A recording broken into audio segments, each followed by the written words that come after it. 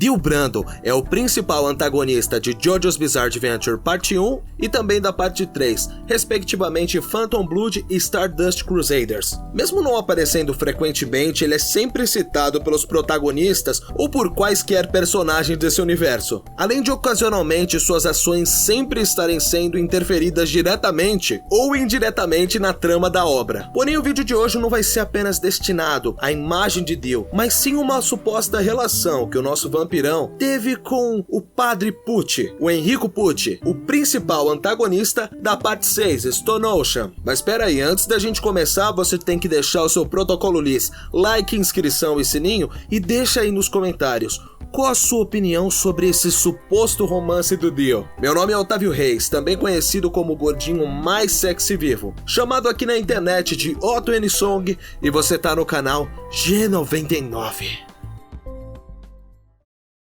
Pra gente entender o porquê essa relação é associada como uma relação pelos fãs, primeiro a gente precisa saber quem é o Enrico Pucci, e como ele conheceu e como foi a relação dele com o Dio. Enrico Pucci é o antagonista principal da parte 6, Oceano de Pedras, ou Stone Ocean. Ele é um padre católico que presta serviços na prisão Green Dolphin. É aquela figura religiosa que geralmente tem na prisão, aconselhando os detentos para que eles possam se arrepender das suas escolhas e, caso eles sejam soltos, para que eles se tornem uma pessoa melhor, um ser humano melhor. A personalidade do Pucci é de uma pessoa extremamente perversa, que se dedica apenas ao desejo de Deus e ao plano de Dio, sendo que apenas ele representa bondade e sentimentos bons quando ele está trabalhando como padre, mas isso serve apenas para atrair os outros para o seu feitiço. Ele manipula as pessoas para poder usar elas para o seu próprio ganho pessoal, sendo um cara bem manipulador e sujo, ou seja, bom ele não é de jeito nenhum. Um incidente especial ocorreu quando ele enfrentou a Jolene. Algemado pelo stand Stone Free, que acaba prendendo os dois numa luta corpo a corpo, sendo incapaz de se defender ou revidar contra os ataques do stand dela, ele joga o disco com as memórias de Jotaro dentro do corpo moribundo do Anasui, já que as memórias do disco de stand de uma pessoa são destruídas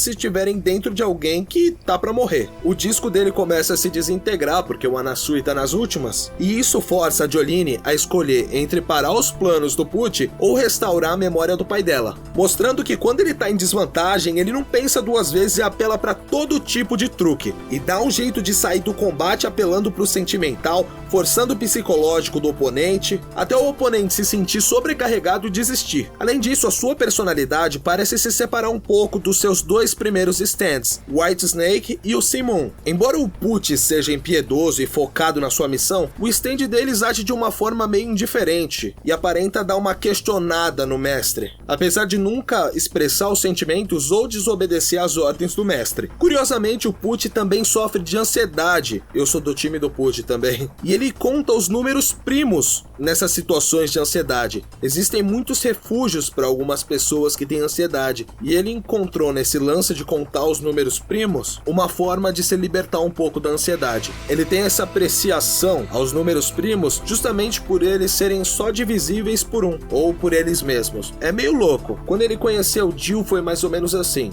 Um certo dia, quando ele estava limpando o chão da igreja, ele se deparou com o pé de Dio embaixo da mesa. Então ele começou a conversar com o Dio, e apesar de ter ficado meio alarmado quando o Dio segurou o pé dele, ele não pensou nada sobre isso. Não tinha sido nada, até o Pucci remover o sapato dele e perceber que o seu pé estava totalmente curado. Como assim totalmente curado? É que o Pucci tinha nascido com uma deformação no pé, e o toque do Dio ajudou ele a se curar. Após ele ser supostamente curado pelo Dio, Pucci começa a admirar e vê o Dio como uma figura abençoada, cheia de conhecimento, de habilidade, e começa a ser um seguidor fiel, querendo ver tudo que Dio tem a oferecer. Ele passou o resto daquele ano com Dio, aprendendo os ingredientes necessários para a criação do mundo perfeito. O relacionamento entre os dois alcançou um ponto que Dio confiava totalmente em Pucci, dando a ele um dos ossos de seu dedo como fragmento restante seu. Caso ele morresse no futuro, isso iria ajudar o Pucci a concretizar o seu plano. Os anos restantes da vida de Pucci foram guiados pela obsessão pela Terra Prometida, a preparação para o dia esperado. Para ampliar sua mobilidade, ele terminou seu treinamento de padre e virou um pastor para aqueles que necessitavam de sua ajuda.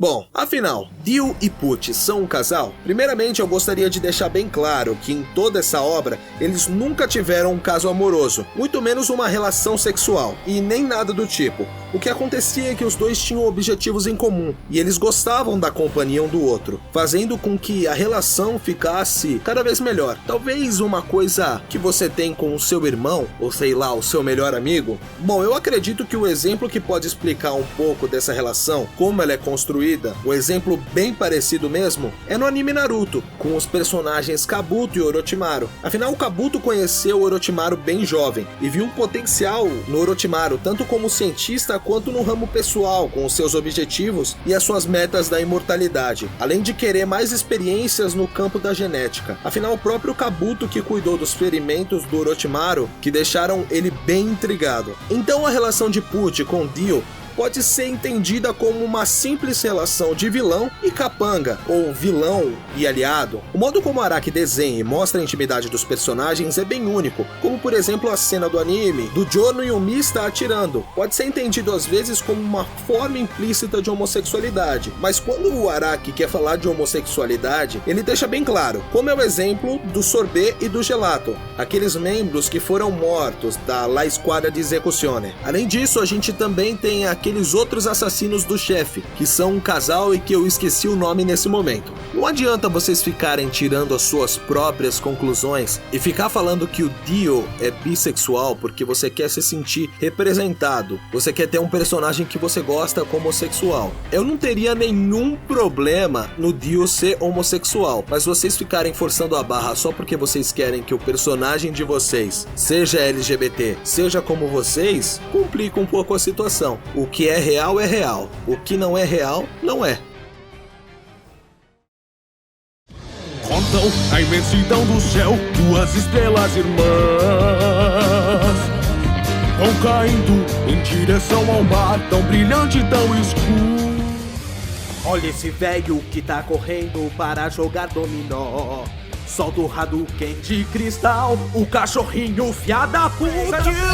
Sinta a rajada de punhos como punição. A minha ira vai te castigar. Eu não ligo de pegar. Então é isso, eu espero que vocês tenham entendido e que por favor parem de fazer chip que não existe. Já sabem, né? Canal Otto N-Song, para vocês verem as músicas de Jojo que eu faço. Protocolo Liz, like, inscrição e sininho. E aqui tem um card com a playlist dos outros vídeos informativos de Jojo, das lições de Jojo e ainda a playlist do Otto N-Song. Vai lá dar uma conferida, vai? Agradeço a vocês por terem ficado até aqui comigo. Vocês são massa e não fumem maconha.